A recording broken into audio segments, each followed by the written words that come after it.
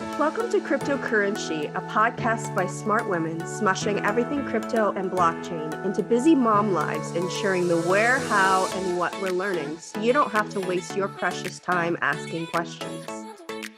Anything discussed in the podcast is not financial advice, and as with everything parenting, do your own research.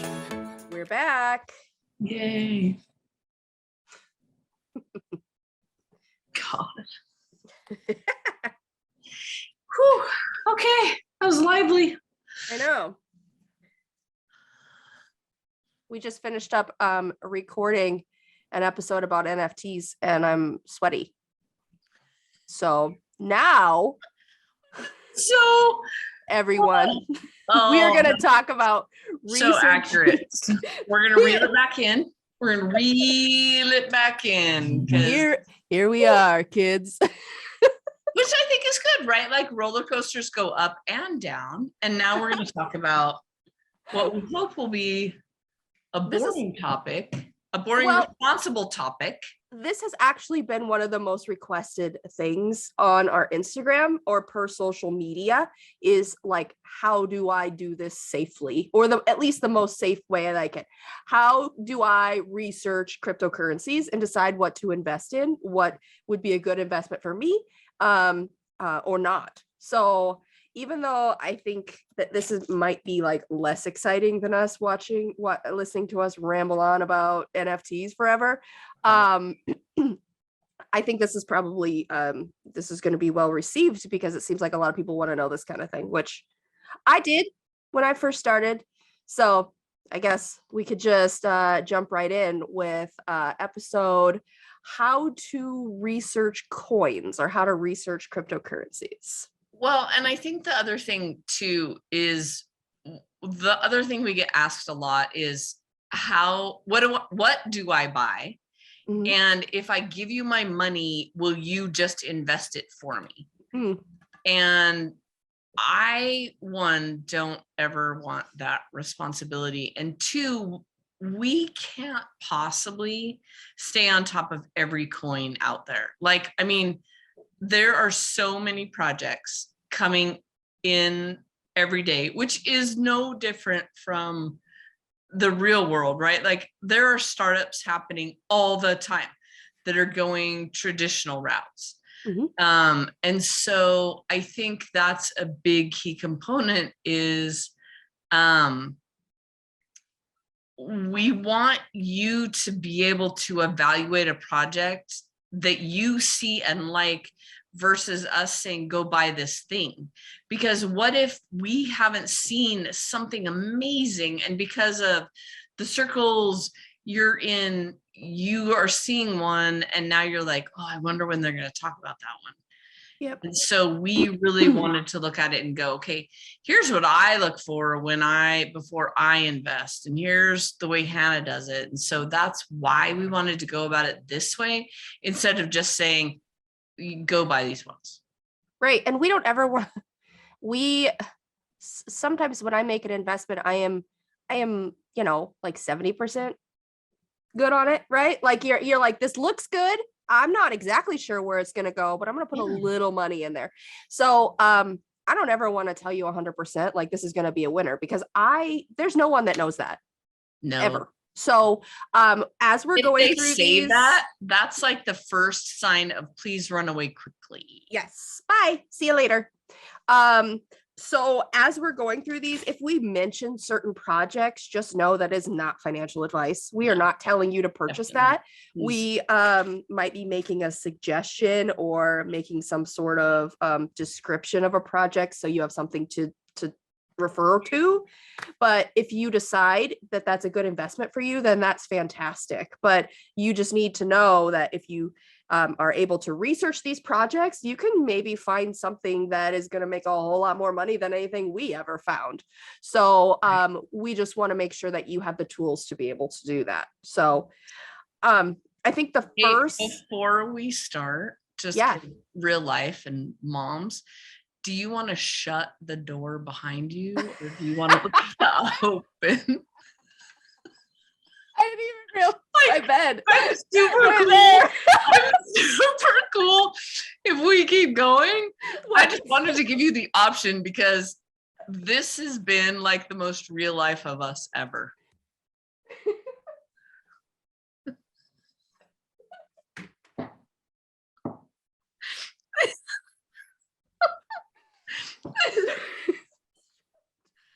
Oh, that's right. awesome. I was like, That I am pretty sure she does not know that door is open. that was a very, there you go. Welcome to my life.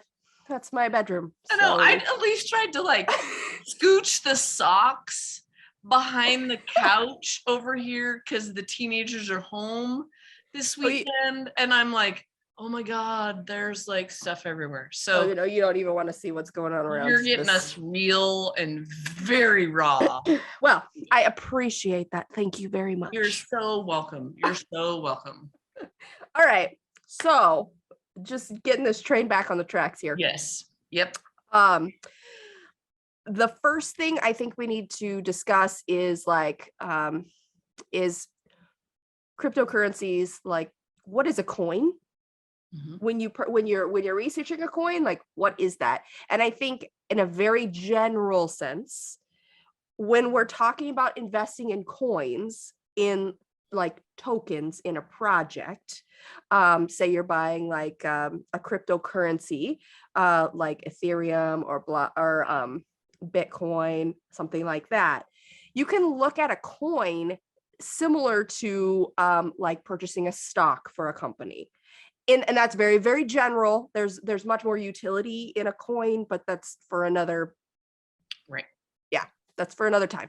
So as we're talking about investing in cryptocurrencies in this episode, investing in coins, when we're talking about that, just you can liken it to purchasing stock in a company on like Wall Street. So I think that's the first definition that we need to make as we move into this. Yeah, I agree. And I also think the big difference that we also need to clarify is once a stock is available to the public, that company is usually profitable. They've gone through, a couple of rounds of money raising. They've proven themselves out as a startup. When a company gets started, typically they raise money in several different ways. They start with their friends and their family, and then they start with an angel investor, and then they start with their first round and second round. And so purchasing a token or coin is typically that like friends and family or angel round where the risk is really, really, really high. And so by the time you're buying Tesla stock, it's already gone through so many rounds of funding and proven itself out as a company. And so there's so much less risk involved. If you could have bought a stock on day one of Tesla, that would have been a token and would have carried with it the absolute high risk that it might have failed. Yes. And also the perhaps lack of liquidity that you might not be able to sell it, or it's going to go up, it's going to go down, right? I mean, we see that in the stock market anyway, if we're going to continue on with that comparison. But I think the other big thing to remember is this is your ability to get in on the ground floor of projects. And that carries with it a massive amount of risk. It's why not everybody is an angel investor, because most of the time you lose money. Like the success rate at that level of investing is very low. Yes. Very, very low. Well, the whole reason that people will invest in these small projects that where the cost is very low to invest is that 0.000 cent coin could be worth Mhm. a potential $1, $10 someday per Right. coin, Right. whatever. Take Bitcoin, for example, people were mining it and it was so cheap, it was worthless. Right. And now it's worth, I mean, it was worth $60,000. I think it's worth $40,000 a coin today. So getting in on the ground floor is very risky, but you also have the potential for extreme growth. So when we're talking about these, we're talking in terms of market capitalization in coins, and we just call it market cap. And basically, there's large cap coins, and then there's small cap coins. And we're talking about large cap. We're talking about like Bitcoin and Ethereum, which is what Jen was describing, projects that are established, or at least much more established. Yeah. You're fairly certain they're not going to go under tomorrow. The developers aren't just going to leave you hanging with what you've purchased in your wallet. They've been around. They've Yes. been tried, they've been tested, they've gone through a lot of cycles, a lot of attempted hacks, they've been forked. They've been through the fire and flames at this point. Yes. So you can invest in a large cap or a small cap coin. So you could invest, like, say, in the stock market, you can invest in Tesla, which is a fairly good investment if that's what you're interested in. Again, not financial advice, but it's a solid company. It's been around for a long time, and it seems like it might be around for many more years. But the stock price is high for most people. Like, it's difficult for me to imagine spending $1,500 on one coin, or on one stock, because I can't purchase multiple stocks. I have to, it's called dollar cost average into it. So every paycheck I'd put like $50 into it, and eventually I'd have one stock, So the potential for growth, you can see, is just not there as it is if you purchase something that's a penny, and then over time might get to that point. Now, right, or you do like I do, and you invest in Nikola, which was an alternative electric vehicle company that was going at it after the commercial trucking side, and a bunch of bad news came out, and that stock tanked. It's the exact same thing, but it was affordable. Like, I could look at that and go, all right, do I want to buy Tesla? What are the odds of it going, my return going up? I probably missed that, the write up, but I can invest in this smaller cap. And it's the same thing with when we're looking at coins and projects. Yes. Yeah. So as an investor, when you're purchasing a coin, you have to think about, okay, how much risk do I want to take on versus how much reward am I looking for? The more risk you take on, the greater the possible amount of reward that you get. But there's also a very great risk that project will not succeed because it's you will new. lose everything. Yes. So when we're talking about small cap versus large cap, there's much more money to be made potentially in small cap, but there is much, much, much more risk. So when we talk about small cap, we're talking about coins that are, there's also a medium cap for this. I mean, obviously it's in between. We'll just consider small and large for this conversation. For small cap coins, and that's what I think people like to get into because there's a much greater chance of making life-changing money there. Well, and those are the ones we hear about, right? Yes. Like, those are the ones where people are, paying off houses and buying new cars. And those are the ones that we see. That's what we want. Yeah, that's what everybody's hunting, is the next big one that you're going to 100 extra money. Yeah, that's exactly that. And so when we're talking about, when we're having this discussion about how do I research a coin, we're going to assume that we are talking about small cap coins, because the larger cap coins are already as far as crypto goes, a fairly solid investment. And there's much less risk. So, and this can be applied to large cap coins too, but I think that a lot of people are looking for that, like that life-changing money that you can really only find in small caps. So, market cap is a really easy calculation to make. Generally, it's basically just the total value of all the coins in circulation multiplied by the price of the coin.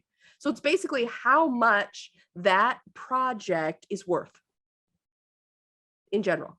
Yep. So they range from thousands of dollars, which is a very small cap and it's a very risky investment, but can also make you a lot of money, if you're willing to take that risk, to Bitcoin, which is millions of dollars at this point. Is it over? It's not over. It's over $1 billion now, isn't it? I don't know. It's really high. It's a lot. It's a lot of money. It's a lot of money. Yeah. I don't have that. I should have looked it up. I don't have. I know. I was like, this is math. Like maybe before Suzanne publishes this, she'll put like down in the bottom. Could we do that? Hannah and Jen failed to do this research. So this is where Jen shows what a worthless participant she is, because she cannot have any of those math numbers to help Hannah out in this moment.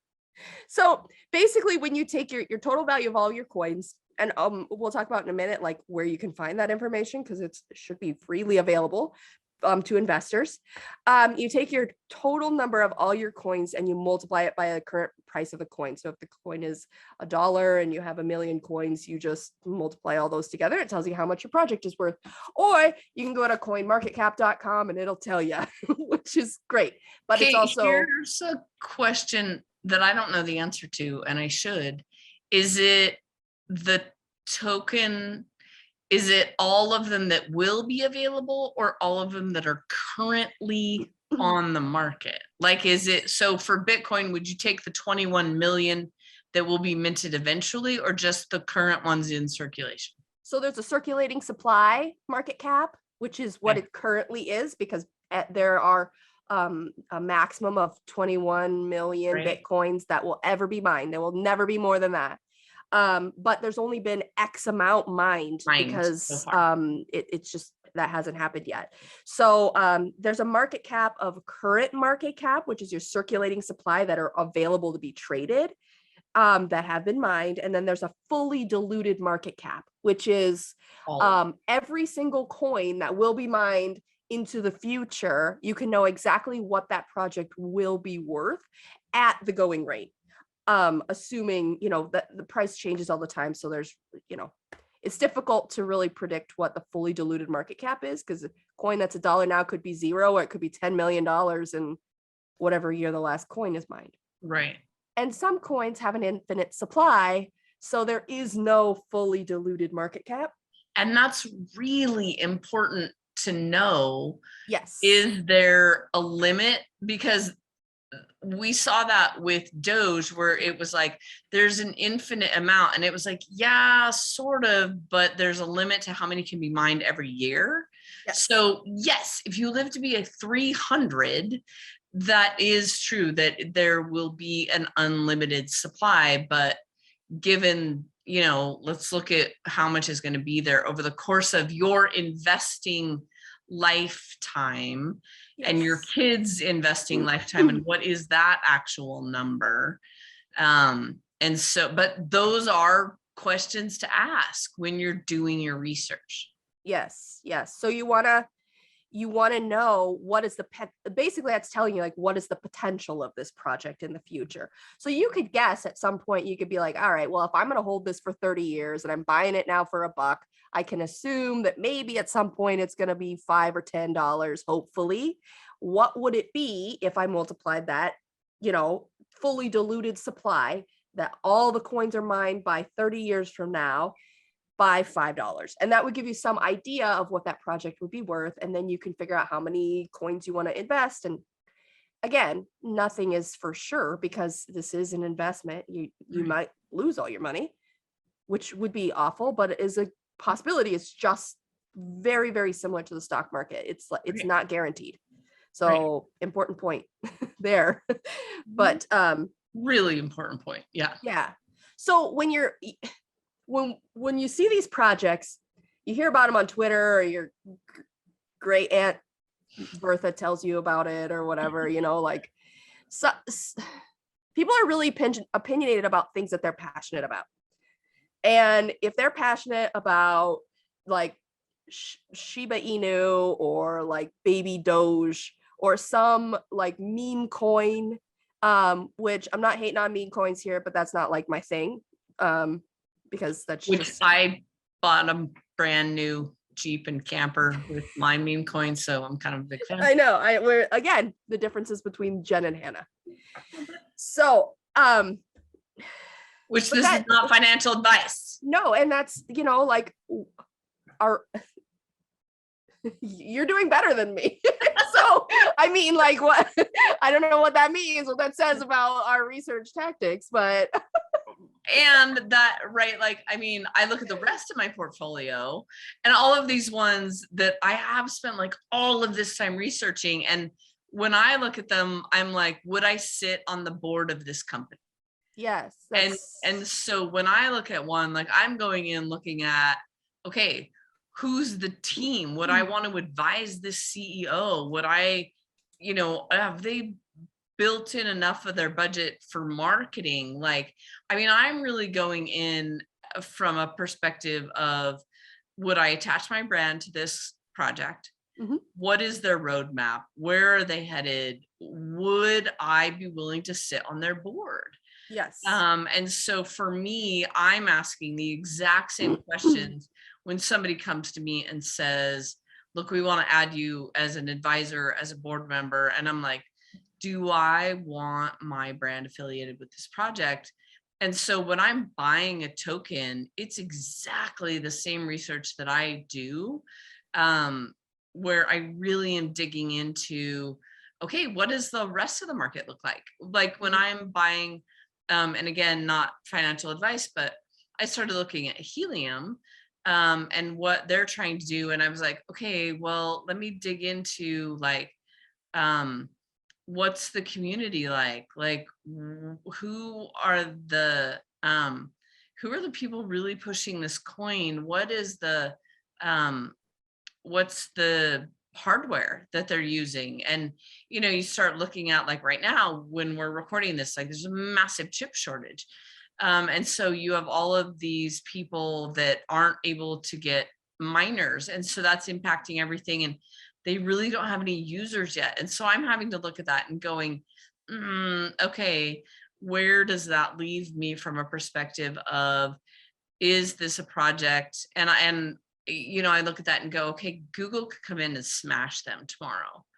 So that to me is a huge risk. And I'm like, we could lose everything because they will never have as much money as Google will have. And Google could turn on their sidewalk project overnight and take helium out at the knees, and everything's gone. And so I look at that and go, okay, how do I evaluate that risk? How do I, you know, what do I look at? Do I like what they're putting out for marketing details? Do I like the way they're bringing on a community? And so it really is, how is that project interfacing in a lot of different ways?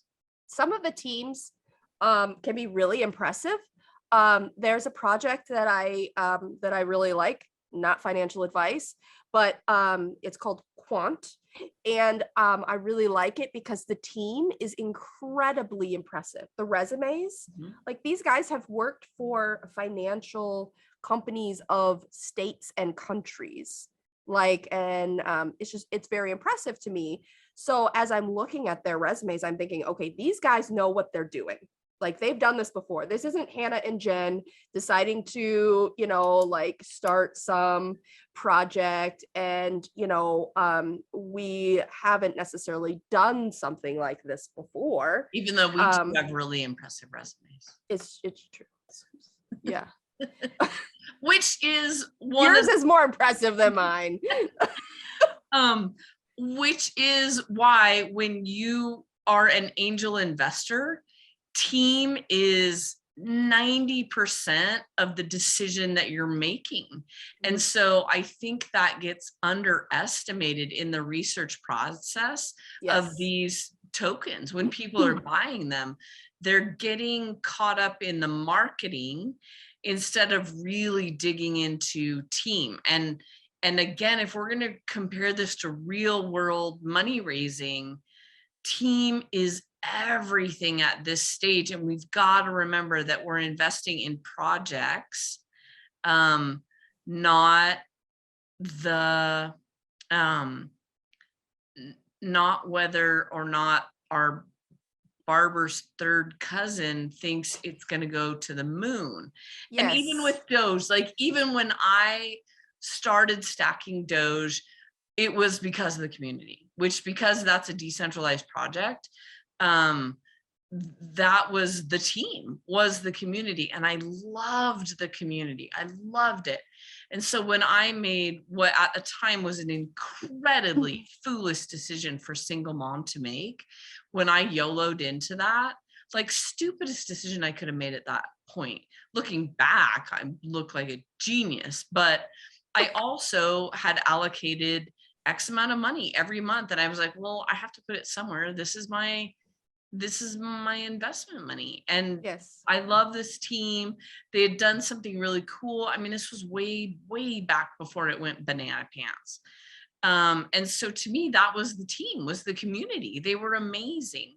And so, yeah, when you're looking at quant and you're looking at these resumes going, all right, well, if these guys fail, I did my homework. I bet on the team. That's what you're doing. You're betting on the team. Yes, yes. But the thing to note is that Bitcoin was developed and published and launched anonymously. So not every single, like, as we check off, I have a list because I'm a list person. I'm so not everything that you, if you check all your boxes on your list, that doesn't necessarily mean it's going to be a successful project. Okay. Right. Bitcoin's worth $40,000 a coin. It took 10 years to get there, but it did, but it's completely anonymous. So you can't dox the team. You can't go and look and to see who did what.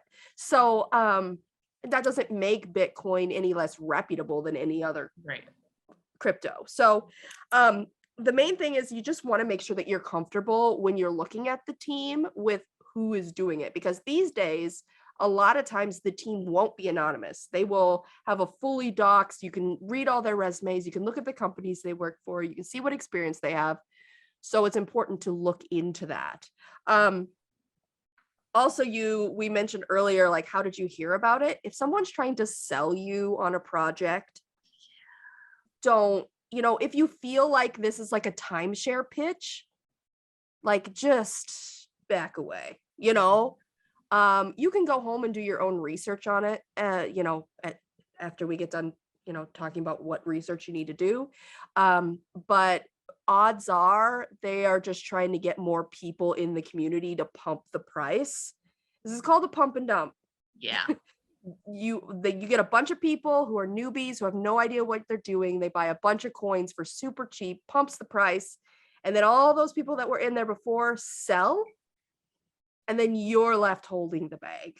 Yep. And that's how we got the term bag holder.